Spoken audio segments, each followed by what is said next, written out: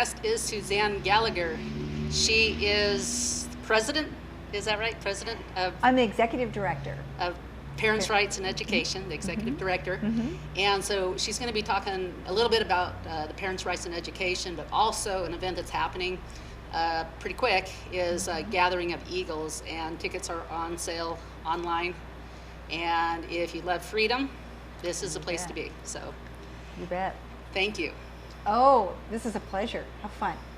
Yeah. Yeah. So I want to hear, well, just give us kind of a briefing on your organization, Sure. and let's skip over to the Gathering of Eagles for a while and Okay. promote that.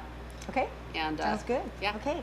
So our organization was established in 2011. That's when it was officially incorporated as a tax-deductible nonprofit organization. And I came on board. It was started by a teacher, Lori Porter. She did a great job of putting it together and making the issues known, especially about comprehensive sexuality education. That was the main issue. And they were very successful in stopping a conference that was held at Seaside, an adolescent sexuality conference, and that was in 2015. And then in about 2000, I would say 2017, toward the end of that year, Lori had some personal challenges with her family, and so she needed to step aside, and the board contacted me to see if I would be interested in helping out. And so that's how I ended up in this position. So I was asked to do it, and I gladly took the job, knowing that this was a big ask, because the problems with public education need to be exposed. And it's a national crisis, Veronica. It's not one issue, and it's not just a state issue or a local issue. Yeah, critical race theory, where they're really trying to do segregation, but this time the white, maybe Republican or whatever, Christian, is the victim. So yeah, it's terrible. So you're speaking at the Gathering of Eagles. Yes. And that is when? It's on 9/11. It's an easy date to remember. It is. I think it's just a perfect, absolutely perfect time for us to be meeting again at the Ames Ranch. It was held 2 years ago, but then they had to skip last year, I think, because of COVID and all of that mix up. So I am part of the coalition. I do communicate, with the organizer, Bob Soden, and all the other leaders who are part of it. And so it's a real honor to be involved this year as a speaker, and be back there. I've spoken there before in other roles. When you're involved in these political things. I think I was one time I was part of an organization called You Choose, so I think I talked about You Choose one year, and maybe prior to that I was a candidate for the Senate. So lots of people that I see and know, and it's going to be so great to all be getting back together again. For sure, yeah. Ames Curtright, he was a guest of mine, and I just loved him so much. So he's in heaven. So yes, happy he is. happy about that for his sake. But sure. Well, and he- what's happening on the 9/11? That was his vision. Yeah. So I think it's really wonderful that it has been continued. Yeah. And he built that facility on his land, on his own personal property, for these kinds of gatherings. Yep. So Yep. pretty cool. And the store is airplanes. Exactly. He had a hobby. Hangar. It's a hangar. A hangar, yeah. There you go. Yeah. So, but I really got acquainted with Ames, when I would get his emails, and his ancestors were part of the founding fathers. Let's see, Fisher Ames.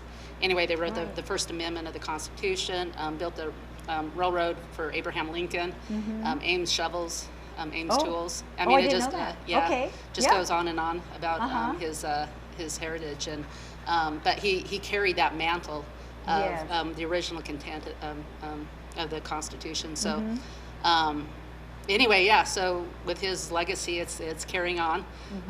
Many people with that same love of the country and God and Right. country gather at that place, and That's right.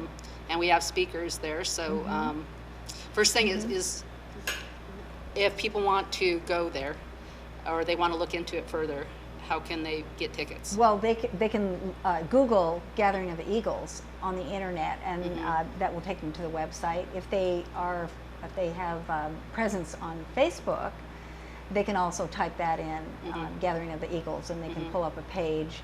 And it's very easy to register. I don't think there is an entry fee, but they welcome contributions. So everybody who wants to sign up, they should keep that in mind. They're going to have a great meal.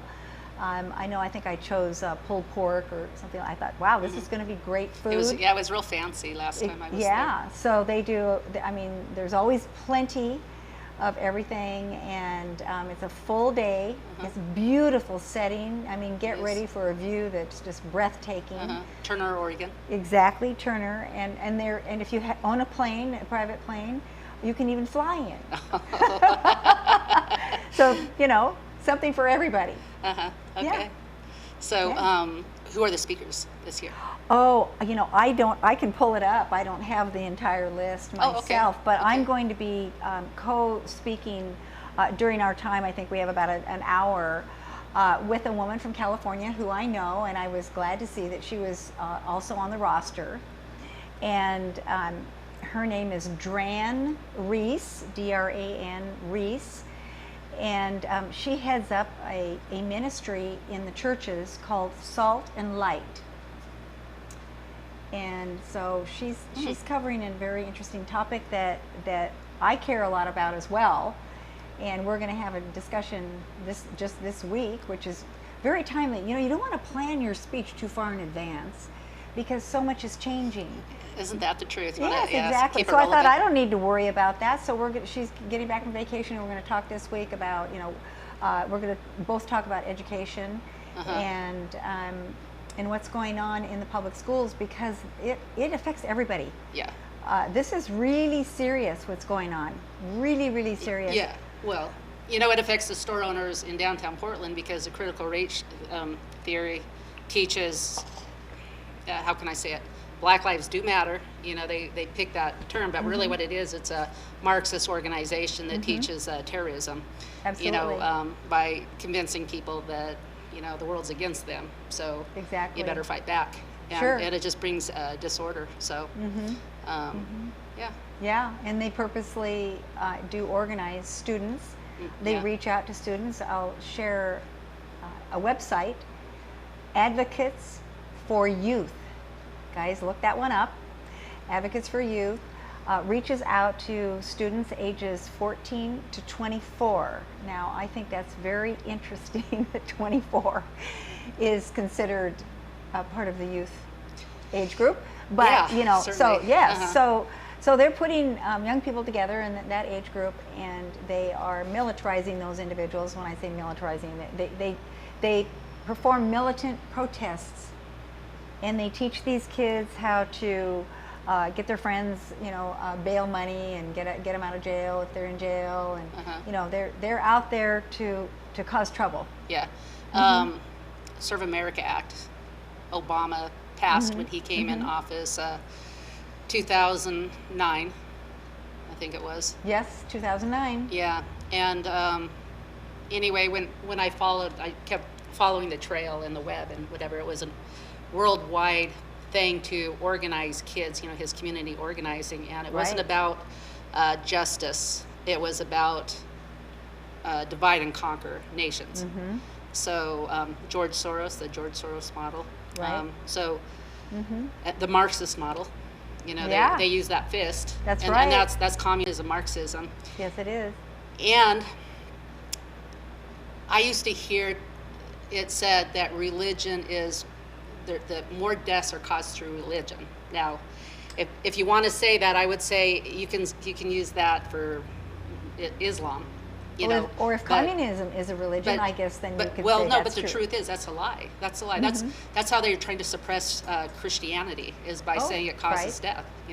Where all the Christians I know, they're peaceful, loving people. Yes, they are. But it's communism has been the proponent of millions and millions and millions of Yes, deaths. millions. So what they're Yeah. teaching is if it's allowed to carry it out, it's going to cause millions and millions of people to die, and not just Yes. here in this country, around the entire world, because America leads the world in this.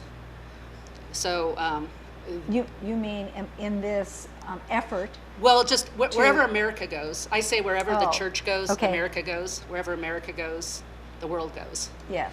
And people have said oftentimes that if America turns into a communist nation, Oh. the rest of the world's going to fall like We're done. dominoes. Yeah. Yes, we're done. So- We will have tyrannical rule by committee over the entire globe, hmm and it will not be a pretty place. Yeah. So this is serious stuff. Parents' It's rights, very rights in serious. education. Yeah. Yes, it is. Okay. Yeah, the eventuality of it. Yeah, so I encourage everybody to come to this event. It will be uplifting Yeah. and encouraging. Yeah. And so now you wanted me to cover critical race theory a little bit, what we're about. Well, as an organization, I'm gonna use this as Yeah, my go ahead. display. Okay. This is a brochure that we hand out to people, and when we started, when we first got involved in the group, we had pretty much one issue, maybe 2 or 3 that were specifically related to that, and that was sexuality education. Yeah. We advocate for parents. We advocate for all parents, not just the typical nuclear family, mom, dad, and kids, but all parents of students who are in the schools. And we believe that the parents should decide. They should have the final say. And we also believe that they should be involved in the local schools. In fact, the local schools were originally designed that way as far as the civic side of it. Okay, we're not going to talk curriculum yet. We're going to Okay. talk about the organization of the local schools in your local district with your local school board. So we've gotten involved in school board races, and this is the first year that we've been able to do that, and it's been fun. All right. because some of our conservative candidates have won, and they are making waves already. Not perfect waves, but they are going to change things. And so we need to get involved on the local level, supporting our good conservative school board members now who have attained majorities. So are voters very enthusiastic about voting for conservative viewpoints now that they understand what's going on with the critical race theory and all the sexualizing of children? They're understanding more so. Oh, sorry about that. The critical race theory aspect, because that is in the news so much. And from the first day I took this job, I realized this is so deep and so wide that it must become a national issue. And hey, Veronica, I think we've made it. It is national. I mean, it's in the national news. It used to be just in the national news. Probably 3 years ago, I would just see it in September. And maybe 2 years ago, just still only in September. But now it's in the news all the time. And parents are waking up. They're waking up to the curriculum issues. They're waking up to the healthcare issues related to possible mandatory vaccinations. Yeah. That has gone on, but on a different level. Parents have been out of the loop when it comes to medical treatments and such that the schools are involved in school-based health clinics, referrals to other clinics like Planned Parenthood. So that's always gone on, but now this is really big. And because of last year, children being home and in Zoom calls, and their parents have been home, maybe they've been laid off from work or something, they're paying more attention, and they're seeing really what their teachers are about, and the fact that there isn't that much there. I'm talking about content and curriculum. Yeah, that's become almost like Democrat, getting kids to become liberal or Marxist. I mean, the schools, they're Well, and we A have lot to of be their- careful uh-huh. too. I mean, there is that going on, but we have to be careful. And I always make this point that we don't want to disenfranchise good teachers. There are many excellent, very caring Yes. teachers. Yes, thank you. And I'm going to refer one to you so that you can interview her. She's written a book about the public school system. So they are being disenfranchised. They are victims as well. The conservative teachers. The conservative or teachers. even, somebody can be a Democrat, liberal, and still hate this black supremacy thing that they're pushing. Absolutely. And what's cool about this is that now it's really getting down to the issues. And that's what we should be talking about, are the issues instead of candidates. I don't mean to not talk about candidates, but at the end of the day, at the heart of the school is the curriculum. Okay, number one.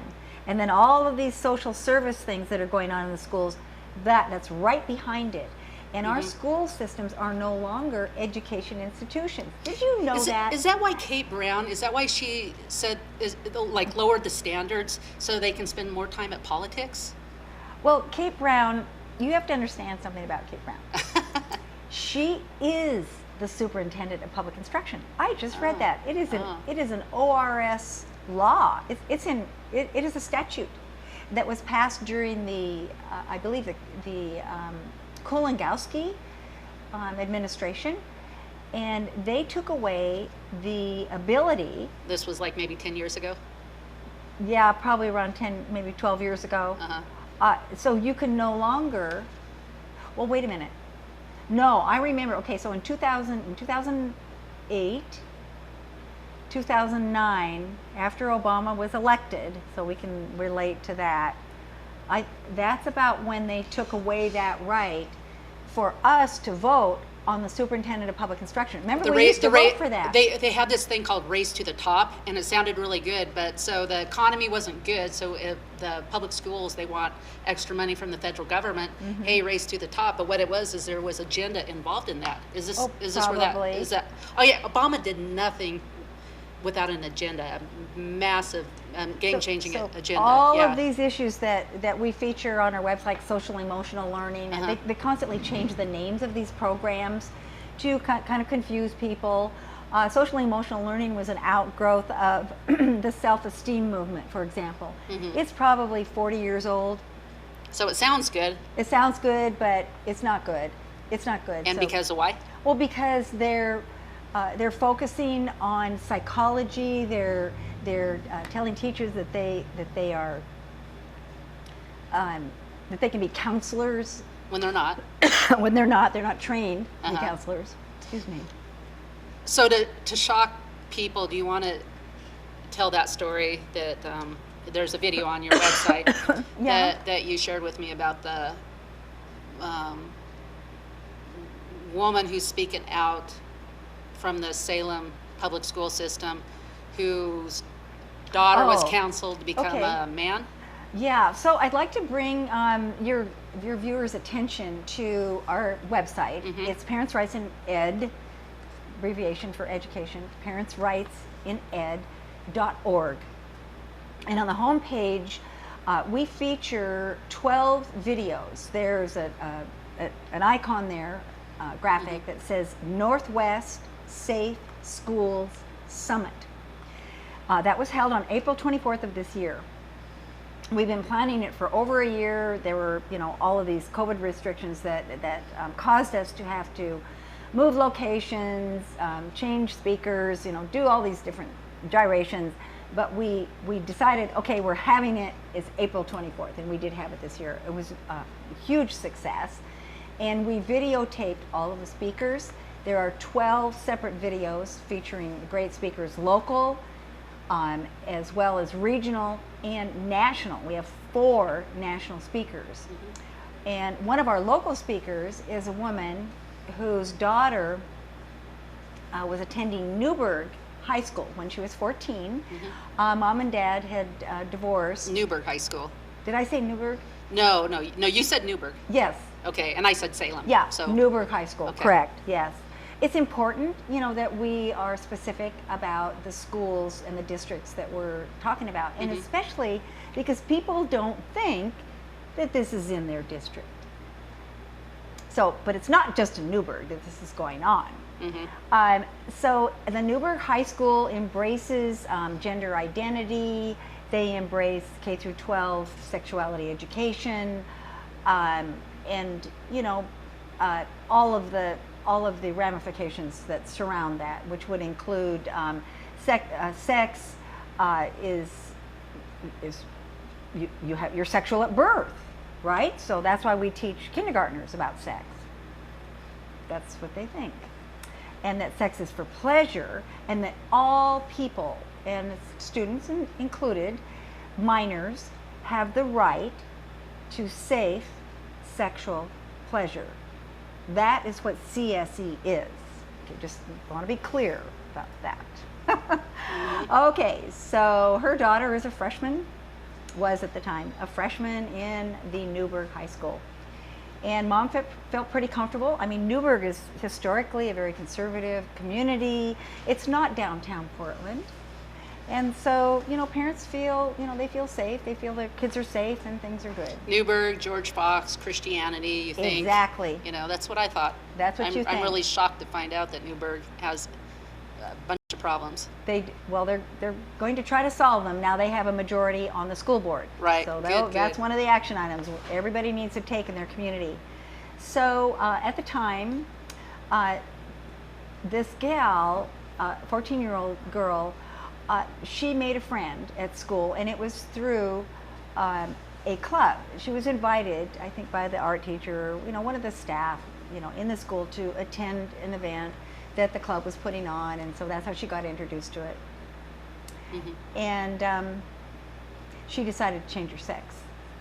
That's the bottom line.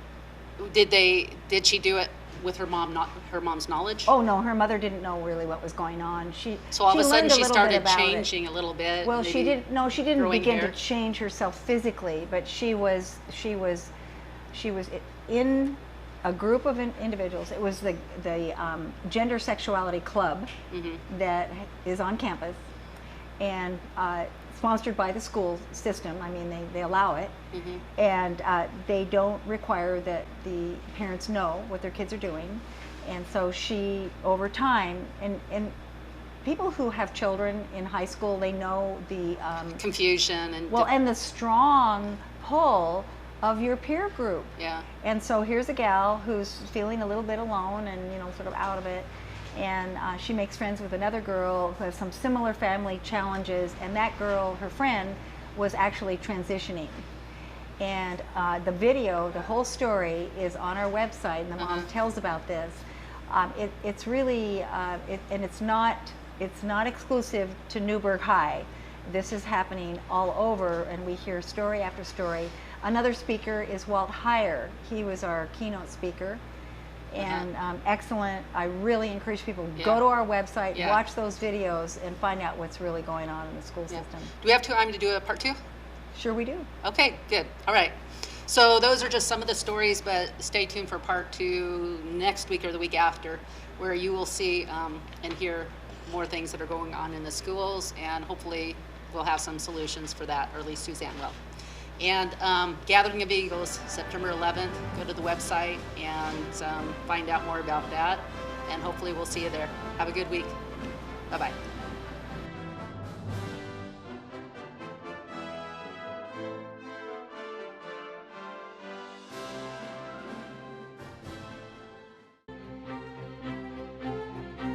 Inspiration. Arts and crafts. Health and wellness. Communication and information. We're here to encourage and inspire you. You have a gift? We know you do. And so do we. Whether you come in to look, buy, or want to promote your gift, we invite you to come in, because when we're working together, we can accomplish great things.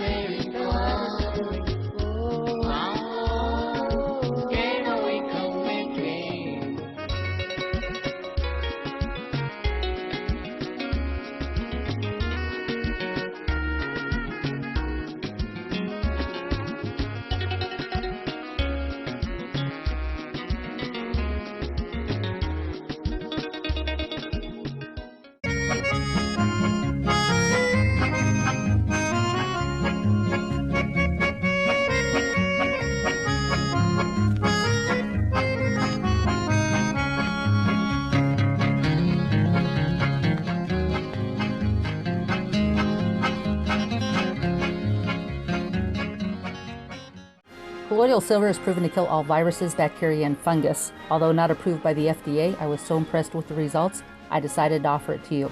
Testimonies include benefit from a variety of infections, diseases, and sicknesses inside and outside the body.